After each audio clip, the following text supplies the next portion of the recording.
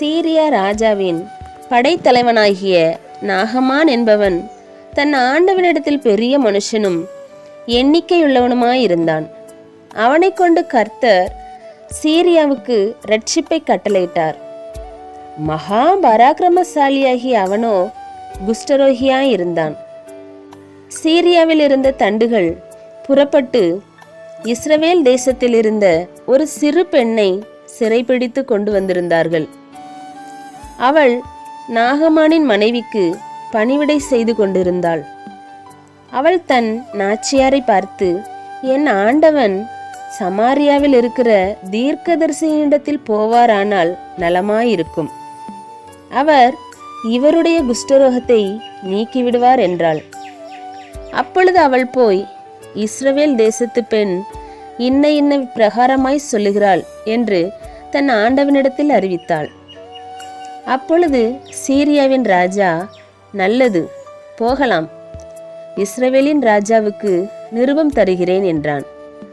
அப்படியே அவன் தன் கையிலே 10 தாலந்து வெள்ளியையும் 6000 சேக்கல் நிறை பொன்னையும் 10 மாற்று வஸ்திரங்களையும் எடுத்துக்கொண்டு போய் இஸ்ரவேலின் ராஜாவினிடத்தில் அந்த நிருபத்தை கொடுத்தான். அதிலே, இந்த நிருபத்தை உம்மிடத்தில் என் ஊழியக்காரனாகிய நாகமான் கொண்டு வருவான்.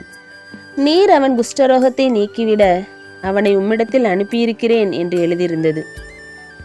இஸ்ரவேலின் ராஜா அந்த நிருபத்தை வாசித்தபோது அவன் தன் வஸ்திரங்களை கிழித்து கொண்டு, ஒரு மனுஷனை அவன் குஷ்டரோகத்தினின்று நீக்கிவிட வேண்டும் என்று அவன் என்னிடத்தில் நிருபம் அனுப்புகிறதற்கு கொல்லவும் உயிர்ப்பிக்கவும் நான் தேவனா?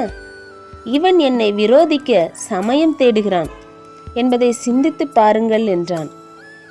இஸ்ரவேலின் ராஜா தன் வஸ்திரங்களை கிழித்து கொண்ட செய்தியை தேவனுடைய மனுஷனாகிய எலிசா கேட்டபோது அவன், நீர் உம்முடைய வஸ்திரங்களை கிழித்து கொள்வானேன்?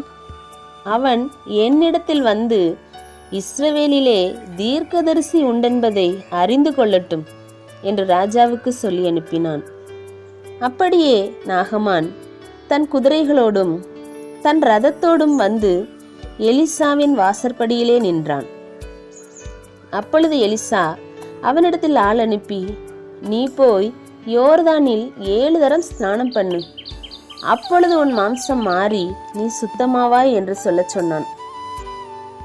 அதற்கு நாகமான் கடும் கோபம் கொண்டு புறப்பட்டு போய் அவன் வெளியே வந்து நின்று தன் தேவனாகிய கர்த்தரே நாமத்தை தொழுது தன் கையினால் அந்த இடத்தை தடவி இவ்விதமாய் குஷ்டரோகத்தை நீக்கிவிடுவான் என்று எனக்குள் நினைத்திருந்தேன்.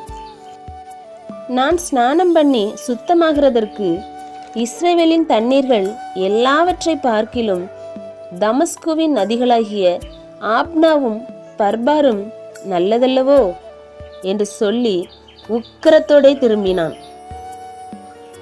அவன் ஊழியக்காரர் சமீபத்தில் வந்து அவனை நோக்கி, தகப்பனே, அந்த தீர்க்கதரிசி ஒரு பெரிய காரியத்தை உமக்கு செய்ய சொல்லி இருந்தால் அதை நீர் செய்வீர் அல்லவா?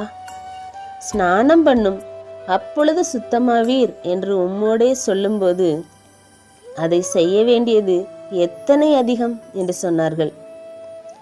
அப்பொழுது அவன் இறங்கி தேவனுடைய மனுஷன் வார்த்தையின்படியே யோர்தானில் 7 தரம் முழுகின போது அவன் மாம்சம் ஒரு சிறு பிள்ளையின் மாம்சத்தை போல மாறி அவன் சுத்தமானான்.